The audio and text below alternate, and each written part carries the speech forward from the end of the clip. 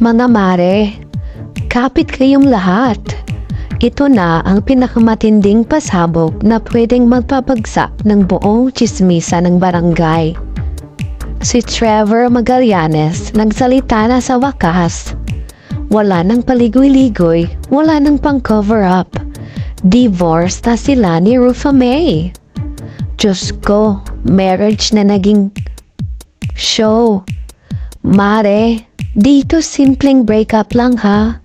Ito na ang plot twist na ikinabagsak ng marami nating mga marites na walang sawang nakatutok sa mga ganap sa buhay nila. Syukit ang lahat. Promise! For the longest time, alam naman nating na may something na off sa relasyon nilang dalawa. Naalala niyo ba ang mga cryptic posts ni Rufa May noon? Yung mga parang sad girl hours na peg.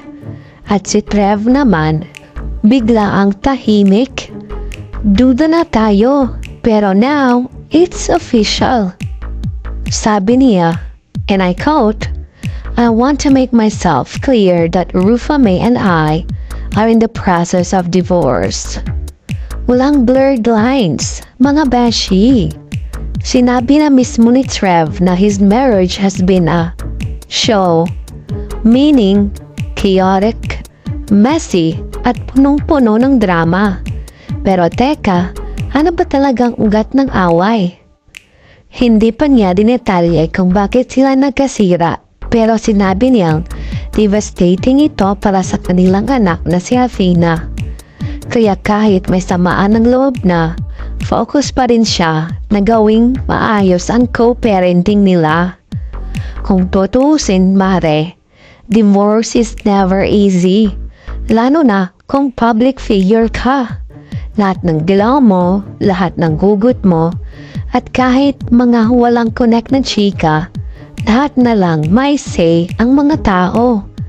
Kaya sigurado magiging matindi ang pagbanat ng mga netizens dito. Ang tanong ng bayan ngayon, ano kaya ang totoong ganap? May third party bang involved? Hindi palayo, kasi yan naman agad ang number one theory ng mga self-sawera. Irreconcilable differences? Baka naman matindi talaga ang mga di nila napagkasunduan. Financial issues? Career problems? Nako, baka may mga ganap na di nila na-manage. Pero aminin na natin, besh, walang pruheba pa tong mga hula-hula natin. Pero bilang mga certified marites, aabangan natin kung may susunod na pasabog. Lalo na kung magsasalita rin si Rufa May. Kung may talo sa ganitong sitwasyon, walang iba kundi si Athena. Napakabata pa ni Bagets para makita ang mga ganap na to. Kaya nga sabi ni Trev, ang focus niya ngayon ay makalagpas sa divorce at makapag-spend ng quality time with Athena. Pero alam natin lahat na co-parenting is a challenge. Lalo na kung meron kang unresolved issues sa pagitan ng parents. Hi, stress! Malamang-lamang, hindi pa ito ang ending. Baka bukas o sa makalawa, maglabas na rin ng sariling statement si Rufa May. Aba, hindi rin magpapatalo sa Ate Girl pagdating sa social media showdown. Mga bes, save niyo na ang screenshots at receipts. Dahil feeling ko part 2 na ito ng kwento ng taon. Mga mare, ganito na lang. Huwag tayo papatalo sa mga fake news. I-follow natin ang bawat post.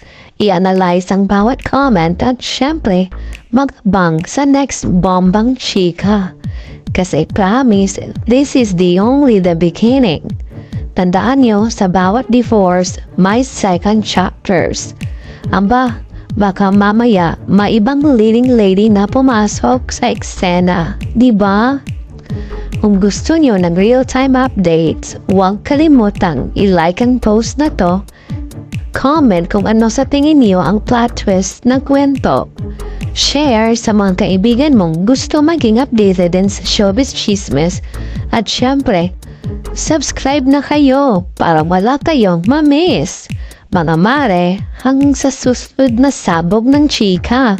Mama, chup chup!